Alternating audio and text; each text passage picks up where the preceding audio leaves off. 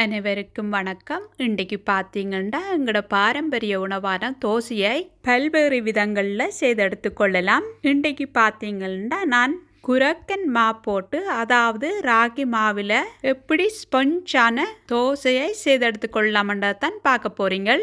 இந்த ரெசிபிக்கு போறதுக்கு முன்னால நீங்கள் இந்த சேனலுக்கு ஃபர்ஸ்ட் டைம் வர்றீங்களென்றால் கண்டிப்பாக மறந்துடாமல் இந்த சேனலை சப்ஸ்கிரைப் பண்ணிவிட்டு அதே நேரம் பெல் பட்டனையும் கிளிக் பண்ணி வச்சுருங்க. அப்படி என்றால் நான் போகிற வீடியோவில் உங்களுக்கு உடனுக்குடனே வந்து சேரும். வாங்க இந்த வீடியோக்குள்ளே போய் எப்படி இந்த தோசை ரெசிப்பியை செய்தெடுக்கிறேன்னு பார்ப்போம். இதை செய்தெடுக்கிறதுக்கு ஒரு கிண்ணம் ஒன்று எடுத்துட்டு அரை கப் உளுந்தெடுத்து போட்டுக்கொள்கிறேன். உளுந்தையும் போட்டெடுத்த பிறகு இதுக்குள்ள ஒரு டீஸ்பூன் வெந்தயம் எடுத்து போட்டுக்கொள்கிறேன். இது ரெண்டையும் வடிவாக தண்ணி விட்டு அலசி கழுவி எடுத்துக்கொள்கிறேன். கழுவி எடுத்த பிறகு இதை குறைஞ்சது 3 to 4 மணித்தியாலம் ஊற விட்டு எடுத்துக்கொள்கிறேன். இதை ஊற விட்ட பிறகு அரை கப் அவல் எடுத்து ஒரு தடவை தண்ணியில் வடிவ அலசி கழுவின பிறகு இதையும் அரை கப் தண்ணி விட்டு இதையும் ஊற விட்டு எடுத்துக்கொள்கிறேன்.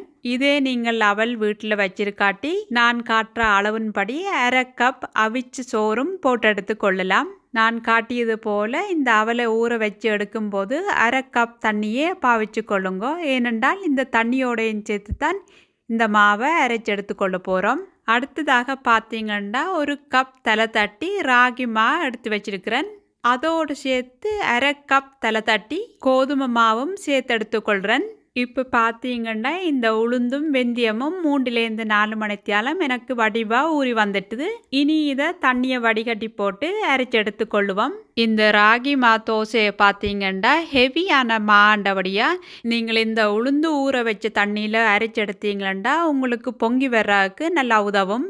இப்போ பார்த்தீங்கன்னா இந்த உளுந்தும் வெந்தயத்தையும் தண்ணியை வடிகட்டி போட்டு இந்த மிக்சிக்குள்ளே போட்டு எடுத்துக்கொள்கிறேன். உளுந்தை மிக்சிக்குள்ளே போட்ட பிறகு அடுத்ததாக ஊற வச்ச அவலை தண்ணியோடையே சேர்த்து போட்டு எடுத்துக்கொள்கிறேன். அடுத்ததாக உளுந்து ஊற வச்ச தண்ணியிலேருந்து அரை கப் தண்ணி எடுத்து விட்டு எடுத்துக்கொள்கிறேன். இதை அரைச்செடுக்க முதல் லாஸ்ட்டாக இதுக்கு 2 பெரிய ஐஸ் கட்டிகள் எடுத்து இந்த மிக்சி சூடாமல் இருக்கிறதுக்காக போட்டு எடுத்துக்கொள்கிறேன். நீங்கள் ஐஸ் கட்டி போட விருப்பம் இல்லாட்டி இதுக்கு பதிலாக அரை கப் தண்ணியும் விட்டு எடுத்துக்கொள்ளலாம். இப்போ பார்த்தீங்கன்னா இந்த உளுந்தும் அவலையும் இந்த பக்குவத்துக்கு அரைச்சி எடுத்துட்டேன். இனி இதுக்குள்ள மற்ற பொருட்களை போட்டு எடுத்துக்கொள்ளுவோம். இதுக்குள்ள முதல் எடுத்து வச்சிருக்கிற ராகி மாவை போட்டு எடுத்துக்கொள்கிறேன். ராகி மாவையும் போட்ட பிறகு அடுத்ததாக எடுத்து வச்சிருக்கிற கோதுமை மாவையும் போட்டு எடுத்துக்கொள்கிறேன். இது எல்லாத்தையும் சேர்த்து அரைச்சி எடுக்கிறதுக்கு ஒரு கப் தண்ணி விட்டு வடிவாக அரைச்சி எடுத்துக்கொள்கிறேன். இப்போ பார்த்தீங்கன்னா இது எல்லாத்தையும் சேர்த்து அரைச்சா பிறகு உங்களுக்கு இந்த பக்குவத்துக்கு வந்திருக்கணும். இதுதான் நல்ல சரியான பதம். இனி இந்த மாவை புளிக்க வச்சு கொள்ள போகிற சட்டிக்குள்ளே ஊற்றி எடுத்துக்கொள்கிறேன்.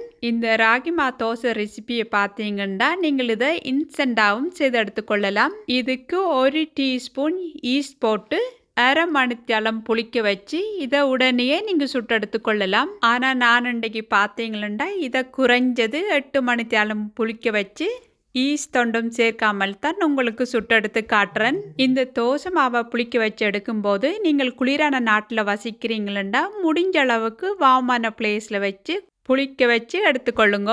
இப்போ பார்த்தீங்கன்னா உங்களுக்கே தெரியுமென்னு நினைக்கிறேன். இந்த தோசை மாவு எனக்கு அந்த மாதிரி புளிச்சு வந்திருக்குது. இந்த தோசை மாவை பார்த்தீங்களென்றால் நான் காட்டின பொருட்களை அந்தந்த அளவுக்கு போட்டு அந்தந்த நேரத்துக்கு புளிக்க வச்சு எடுத்தீங்களென்றாலே இது போல் ஸ்பஞ்சான தோசை மாவு செய்து எடுத்துக்கொள்ளலாம். இதை மெல்லிசாக மிக்ஸ் பண்ணி எடுத்துட்டு இதுக்கு தேவைக்கேற்ற உப்பு எடுத்து போட்டு எடுத்துக்கொள்ளுவோம். இன்றைக்கு பார்த்தீங்கன்னா இதுக்கு நான் இன்றைக்கு 3/4 தேக்கரண்டி உப்பு எடுத்து போட்டு எடுத்துக்கொள்கிறேன். அல்லது உங்களோட தேவைக்கேற்றபடி போட்டு எடுத்துக்கொள்ளுங்க. உப்பையும் போட்டு எடுத்த பிறகு இந்த மாவை மிக்ஸ் பண்ணி பார்த்தீங்களா இந்த பருவத்துக்கு இருக்கணும். இதுதான் நல்ல சரியான பதம். பேந்தன்ன இந்த மாவை இனி தோசை சுட்டு எடுத்துட வேண்டியதான்.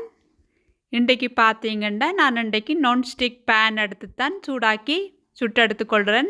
இந்த சட்டி சூடுன பிறகு அதுக்கேற்ற அளவு மாவையும் விட்டு இந்த அளவுக்கு திக்கான தோசையாக சுட்டு எடுத்துக்கொள்கிறேன். இதுக்கு நீங்கள் விருப்பப்பட்ட எண்ணெய் அல்லட்டி நெய்யும் விட்டு சுட்டு எடுத்துக்கொள்ளலாம். இந்த ராகி தோசையை பார்த்தீங்களா நான் பிரட்டி போட்டு சுடாத காரணத்தால் மூடி ஒண்டால் மூடி இதை இந்த பருவத்துக்கு வேக வச்சு சுட்டு எடுத்துக்கொள்கிறேன். இப்போ பார்த்தீங்களா உங்களுக்கே தெரியுமென்னு நம்புகிறேன். அந்த அளவுக்கு ஸ்பொஞ்சான ராகி தோசையாக வந்திருக்குது. இப்போ பார்த்தீங்கன்னா ஒரு தடவை சுட்டெடுத்து காட்டுறேன்.